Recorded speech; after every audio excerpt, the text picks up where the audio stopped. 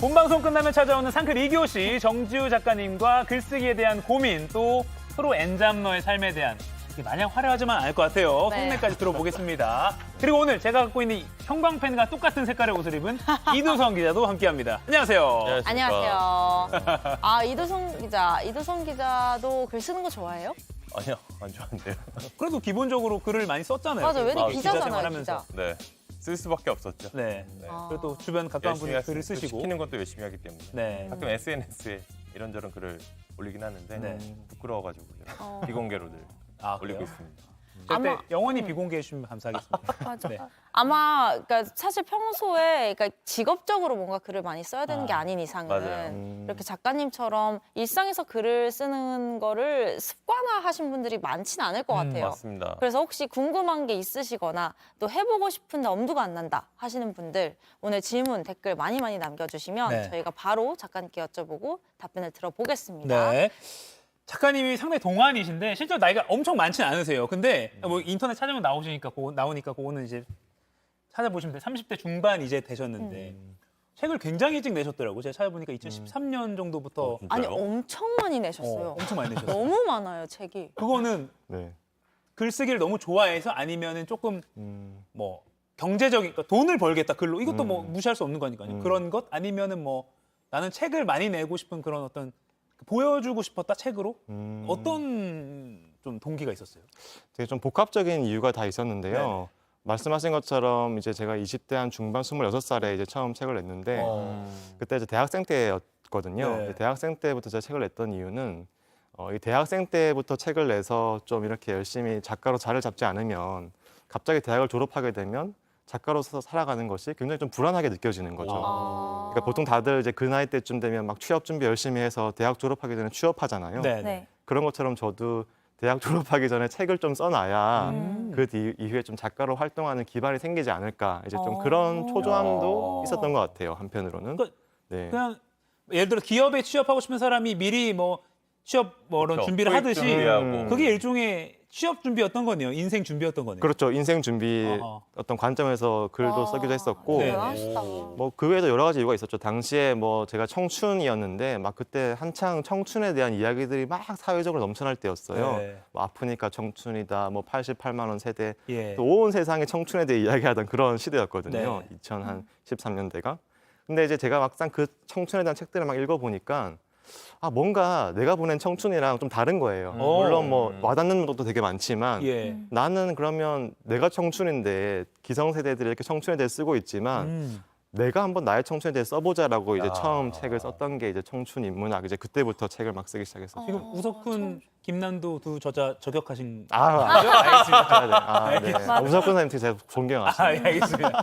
이게 또 올라가면 이렇게 보고 싶었는데 네, 바로 네, 차단하시네요. 네, 네, 네. 안 그래도 저 아까 본 방송 때 되게 네. 인상 깊은 댓글이 하나 있었어요. 네. 그 오윤호 바라기님이 법을 공부한 작가님이시라니 낭만 변호사이신가요? 라는 댓글을 남겨주셨었는데 뭔가 그 작가님만의 감성, 그러니까 원래 좀 이렇게 감성이 충만한 사람들 있잖아요. 네, 네. 좀 원래 그런 분인지 되게 궁금했어요. 그래도 법은 감성을 또 배제하고 철저히 그렇죠, 정말 그렇죠. 그 뭐야 법리. 텍스트에 맞게 딱딱 맞춰 써야 되는 건데 원래 성향이 감성 충만 어떠셨는지 남이셨나요? 되게 궁금했어요. 제 스스로 저를 뭐 감성 충만남이라고 얘기하는 건 좀 매일 막 너무 폴킴 노래 듣고 막 이러시는 감성 변태? 저는 이제 넬을 되게 좋아했죠. 네, 넬 음악. 넬? 네. 아, 네. 네. 밴드. 느낌이 있어요. 아, 한번 네, 뭐. 불러주시죠.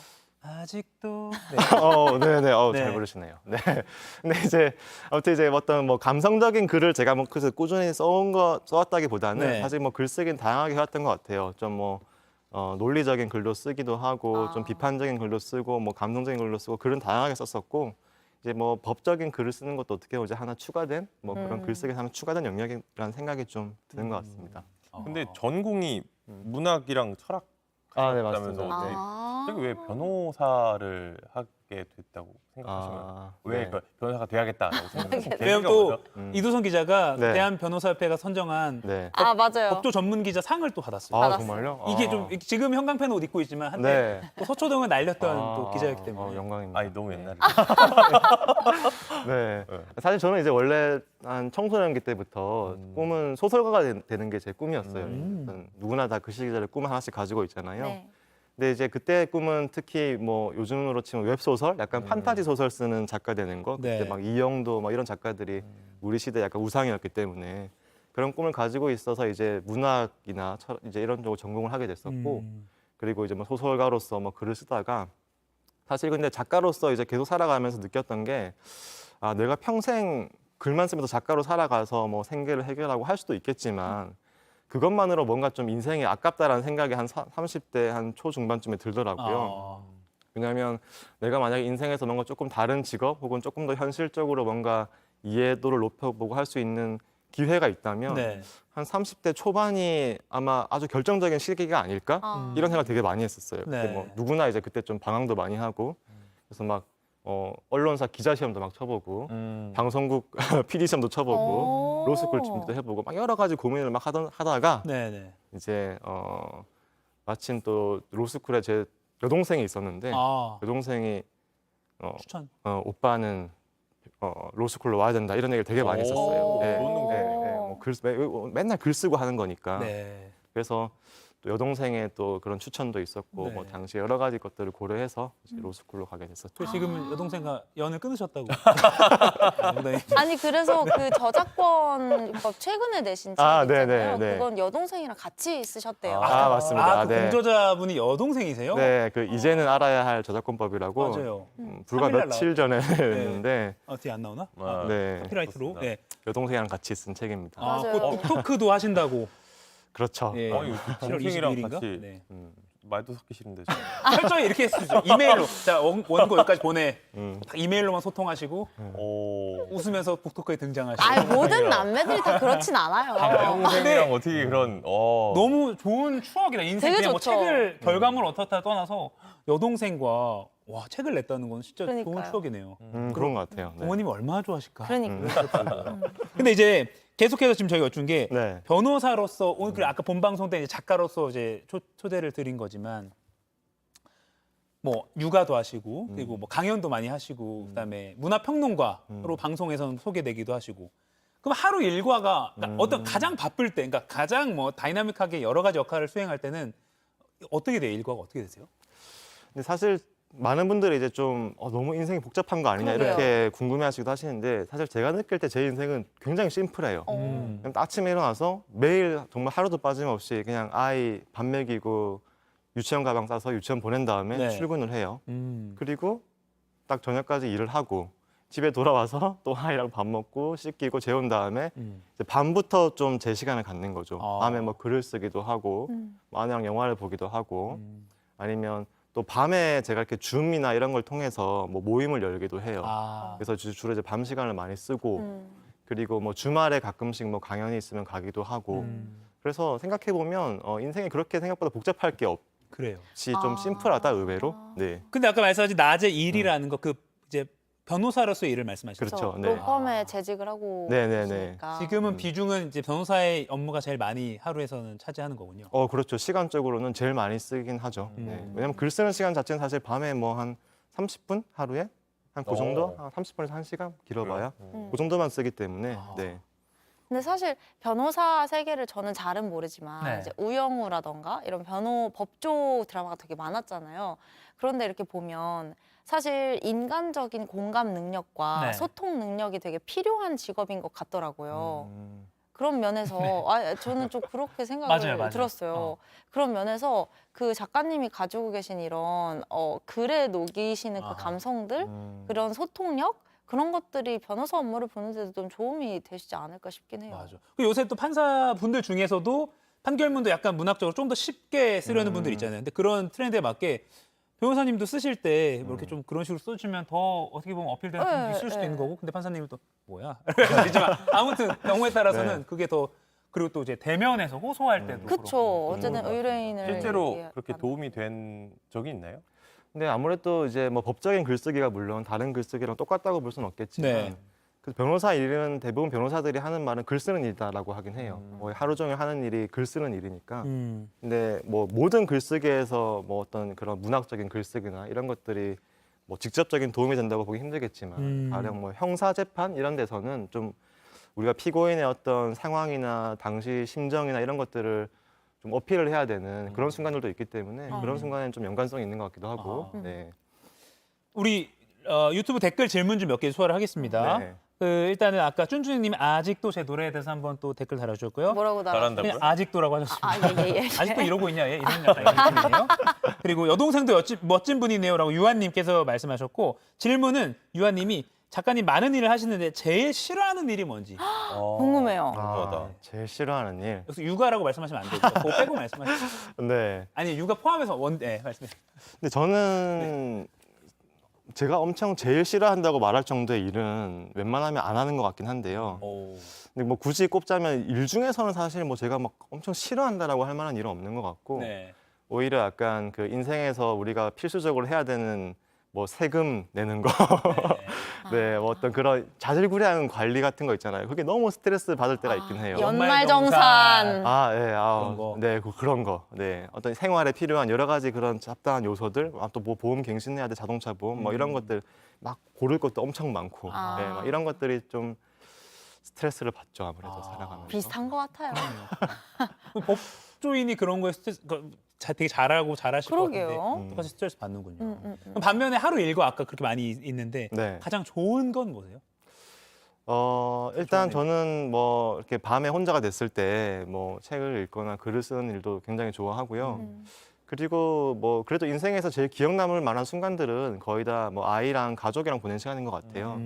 그래서 뭐 지난 주말에도 그렇지만 주말에 막 저희 아이가 아직 어려가지고 네네. 유치원생이어서 막 그 공원을 달리고 그러니까 평생 저는 이제 어릴 때 이후로 그렇게 막 달려본 일이 별로 없는 거예요. 네. 근데 아이랑 손잡고 막 달리고 달리기 시합하고 막 땅 파고 막 이러면 정말 아무런 근심 걱정이 다 사라져요. 그냥 아이가 웃는 걸 보고 막 물에서 막 같이 젖고 뒹굴고 이러다 보면 사실 그런 순간들이 제일 소중한 순간이 아닌가라는 생각을 정말 많이 하는 것 맞아요. 같아요. 예. 그 육아에 대한 책도 내셨었잖아요. 맞아요. 그 제목이 뭐죠? 너는 나의 시절이다. 너는 나의 시절이다. 그것도 네. 있고 청소년 타겟으로 한 그 부모 사용 설명서 만화랑 부모 같이 사용 엮으신 설명서. 그 네. 약간 그 청소년 도서죠, 그렇죠? 그거는. 그건 제가 이제 육아라기- 부모가 되기 전에 쓴 건데요. 그렇죠. 부모가 되기 전에 이제 그러니까 아이들 입장에서 부모를 어떻게 사용할 맞아, 것인가. 맞아. 그러니까 약간 청소년기 때 아이들이 부모를 대할 때 컨셉을 예, 그렇죠. 저는 저의 청소년기를 떠올리면 쓴 거죠. 약간 부모와 협상하는 비법. 이거를 하게 뭐 게임을 이만큼 하는 대신 뭐 공부를 이만큼 하고 약간 이렇게 부모와 어떻게 협상하고 부모를 어떻게 사용할 것인가 이제 아. 그런 관점에서 썼던 청소년도서 하나 있습니다. 부모가 되고 나시니까 혹시 어때요? 그 책이 좀 다르게 그 책을 보여요? 절판시키려면 이거 내가 잘 불태워. 혹시 좀 순서 다르게 내 내 아이가 느껴지나요? 본다면 아, 이거 안 되겠다. 내 아이는 좀 안 될 것 같아요. 아이가 보지 않길 네. 바라는 책. 아 그렇죠. 다시 이제 글쓰기 노하우로 좀 돌아와서요. 아까 본 방송에도 비슷한 질문 드리긴 했는데 인스타그램이나 지금 우리 정주 작가님은 인스타그램에 꾸준히 긴 글 올리신 거 저도 몇 번 본 적이 있는데 인스타그램에 페이스북 같은데 글 쓰는 것도 아까 말씀하신 그런 글을 쓰는 용기를 갖는데 도움이 되는 방법인가요? 이제 그렇죠. 왜냐하면 저는 글쓰기라는 게 근본적으로 타인과의 대화라고 생각을 해요. 네. 우리가 글을 쓴다라고 하면 뭐 혼자서 막 되게 고독한 서재에서 벽만 보고 작가들이 고독하게 글을 쓸 것 같지만 네.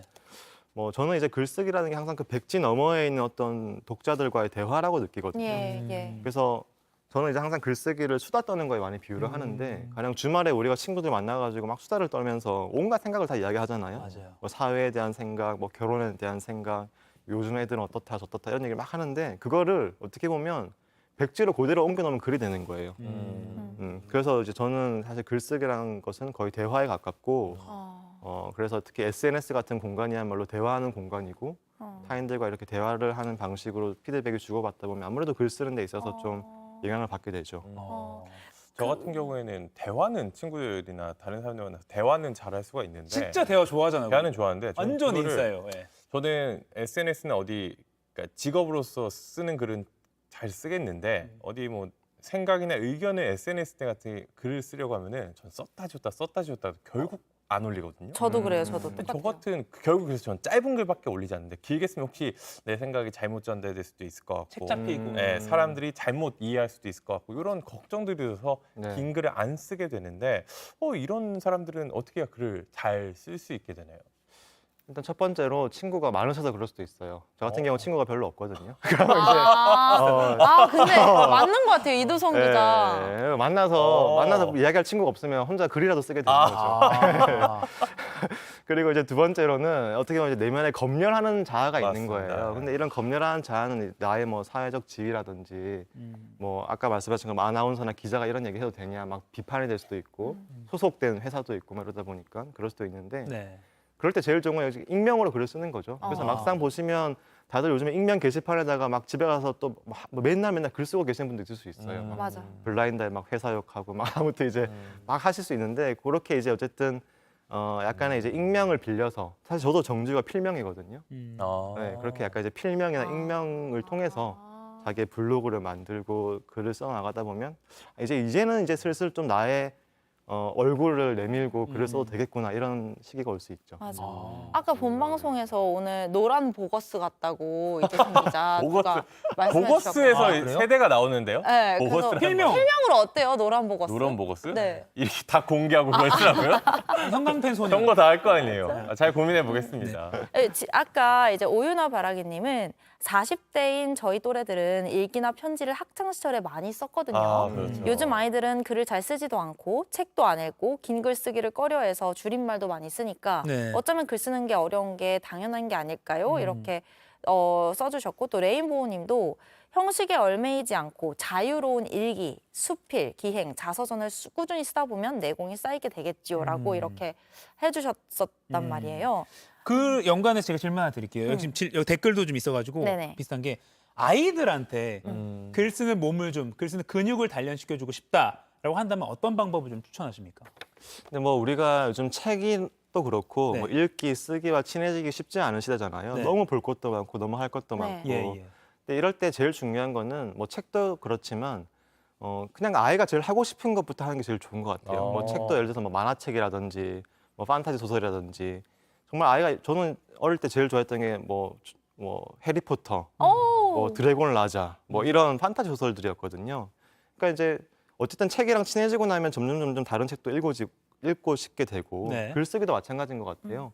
그냥 아이가 가장 어떻게 보면 쓰고 싶어하는 게 뭔지를 한번 찾아보는 거죠. 네. 저 같은 경우는 지금 아이랑 아이가 지금 우리나라 나이로 6살인데 4살 때부터 계속 그림책을 만들었어요. 오. 네, 커비 이야기라고 이제 고양이 커비가 주인공의 이야기가 있는데 우와. 그럼 이제 아이가 되게 재밌어요. 그런 같이 그림 그리고 이야기를 만들고 거의 벌써 2권을 만들었는데 아이가 그림도 직접 그린 거예요? 그렇죠. 네, 그렇게 이제 그러니까 아이가 근데 되게 재밌어하는 것처럼 되게 좋다. 뭔가 아이가 좋아할 만한 것들을 찾아서 글을 쓰게 시작하는 게 제일 좋은 게 아닌가 생각이 들어요. 예를 들어 아이가 어떤 음식을 좋아하면 그 그 음식에 대해서 그냥 자유롭게 표현해 보라고 하는 거예요? 그렇죠. 예를 들어서 뭐 저희 한 요즘에 포켓몬에 푹 빠져 있는데 네네. 뭐 우리 뭐 피카츄랑 라이츄랑 같이 바다에 낚시 간 이야기를 써볼까? 예를 들어서 그러면 이제 아이가 뭔가 한번 써볼 수 있는 거죠. 이거 쓰면 뭐 스티커 하나 줄게. 스티커 10개 모으면 뭐 피카츄 하나 사줄게. 뭐 이런 식으로 하면 아이가 되게 재밌어하면서 그 과정에 참여할 수도 있는 거죠. 그거 나중에 출판하실 계획 있어요? 글쎄요, 그것까지는 잘 모르겠네요. 그래도 아동용으로 이렇게. 네. 되게 왜냐면 아까 그 작가 유아님께서 네. 아이가 좀 크면 글쓰기 교육을 더 신경 쓰실 거냐는 질문을 해주셨는데 이미 글쓰기 하고 교육이 있네요. 충분히 이루어지고 있는 것 같아요. 너무 좋은 아빠를 만난 아이도 되게 좋겠다. 부럽네요. 아니 이가혁 앵커도 한번 아이랑 같이 해보시는 것도 좋을 것 같아요. 저희도 그런 약간 비슷한 활동을 한 적은 있는데 네. 그래서 이렇게 좀 저희끼리 이렇게 요새 포토북 업체가 많이 있으니까 책도 만들기도 했어요. 실제로 몇권 만들어 갖고 있고 사진 하는데 찍어서. 업체가 또 네, 있군요. 그림 그려서 그걸 이제 그대로 스캔하면 책으로 만들어 주니까 갖고 있기도 하고 해서 뭐 저도 잘하고 있네요. 역시 네. 육아 왕들. 알겠습니다. 자, 문화평론가이시기도 하고 책을 워낙 많이 내신 이제 저자이시기도 하고 에세이스트이시기도 하고 소설도 쓰신 적 있으시죠? 네네네. 네. 그러니까 다 성격이 달라요. 그리고 이제 법원 업무 준비하실 때 이제 뭐 다 글도 엄청 네. 어떻게 보면 딱딱한 글을 쓰셔야 되고 한데 좀 공통적으로 적용되는 또 관통하는 하나의 어떤 비장의 카드가 있을까요?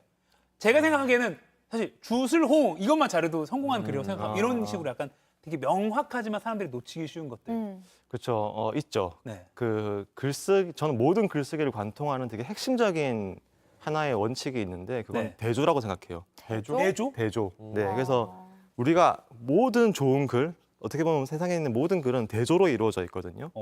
그래서 가령 뭐 법률 의견서라고 하면 항상 이제 원고와 피고가 싸우고 피고인과 어떻게 보면 이제 뭐 검사와 이렇게 대립하는 구조에 있잖아요. 네. 그래서 보면 뭐 그럼에도 불구하고 그러나 뭐 물론 피고인은 그럴 때 그런 행위를 했습니다. 그러나 내심의 의사는 그런 게 아니었고 항상 그러나 이렇게 모든 글은 대조를 잘 활용해야 돼요. 그래서 예를 들어서 우리가 당장 뭐 사랑에 대한 글을 한 편 써봅시다라고 했을 때 사랑에 대한 글 뭘 쓰지 고민하실 수 있잖아요. 네네. 그럼 우리가 먼저 떠올리면 좋은 거는 내가 생각하는 사랑이 아닌 것에 대해서 쓰기 시작하면 사랑에 대한 글이 써질 거예요. 예를 들어서 내가 생각할 때 이런 건 사랑이 아니야. 뭐 예를 들어서 막 성적인 욕망에 사로잡히는 건 사랑이 아니야. 이렇게 쓰실 수도 있고 시작부터 아니면 뭐 사랑이라는 게 막 이렇게 뭐 겉으로 보이는 화려한 그런 데이트에만 집착하는 건 사랑이 아니야. 내가 사랑이 아니라는 걸 생각하면서 글을 쓰기 시작하면 언젠가 내가 생각하는 사랑이라는 게 딱 나오게 되고 내가 사랑이 아니라 생각하는 것과 내가 사랑이라고 생각하는 것이 대조로 이루면서 굉장히 명확하게 나의 메시지가 드러나는 거죠. 이게 모든 글쓰기가 마찬가지인 게 뭐 회사에서 우리가 보고서를 쓸 때도 네네. 뭐 신제품을 출시한다라고 했을 때 가장 먼저 해야 되는 게 기존 제품과의 차이점이잖아요. 아, 그러네요. 네, 이런 것처럼 사실 모든 글쓰기가 사실 그 글쎄 살아나서 핵심적인 주제를 잘 전달하려면 대조를 잘 써야 된다. 신기하다. 되게 그렇네요. 좋네요. 그러니까 사실 어떤 주제가 있을 때 분량을 채우기도 어려울 때가 많은데 맞아요. 뭔가 대조를 하면서 시작하면 사실 뭐 글감도 계속 생각나고 쓸 말도 생기고 맞아. 아까 말씀하신 결국엔 나의 메시지가 명확해지는 그런 효과도 있겠다. 이런 방식은 처음 어. 생각해봐요. 대조. 굉장히 오. 괜찮은 것 같네요. 맞아요. 대조 맞아요. 기억하겠습니다. 그래서 저와 이도순 기자가 같이 이렇게 앉아 있는 거 아닌가? 대조적이라. 더 이상 말은 안 하겠습니다. 네. 시간이 이렇게 또 훅 지나갔네요. 오. 맞습니다. 상클 2교시 지금까지 정지우 작가 겸 변호사 겸 문화평론가 겸 겸 육아인과 네, 함께하는 시간이었고요. 네. 우리 레인보우님이 유익한 방송, 알짜 방송, 일상의 소소한 삶에 활력이 되는 앵커님들 클래스 보는 내내 미소가 지어집니다. 또 지금 대조 너무 좋은 팁입니다. 대조를 잘해라 꿀팁 많은 분들이 네. 오늘 또 많은 반응 보여주셨어요. 늘 함께 해주셔서 감사하고 오늘 비도 오는데 또 날도 습한데 모두 좋은 하루 보내시기 비 바라면서 피해 없으시기 바랍니다. 네, 제가 오늘도 하면 다 같이 상클하세요 하고 마무리 지을게요. 좋습니다. 네, 작가님 감사합니다. 여러분 오늘도 상클하세요. 정지우 작가님이었습니다. 여러분 대조. 안녕히 계세요. I 대조. love you. I